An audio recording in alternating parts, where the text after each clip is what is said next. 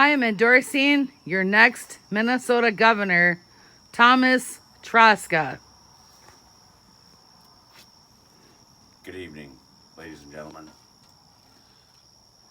It is with great thought that I'm standing here tonight because I wanted for so long to stay out of this, but I can no longer stand aside and watch our great state of Minnesota destroyed. So I am going to run for governor of Minnesota, and my platform will be simple.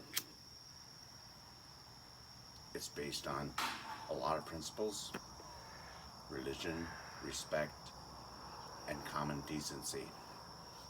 So all I can say to all of you out here is say your prayers, little one. But don't forget to include everyone. And you tuck me in, warm within, and keep me free from sin until the Sandman comes.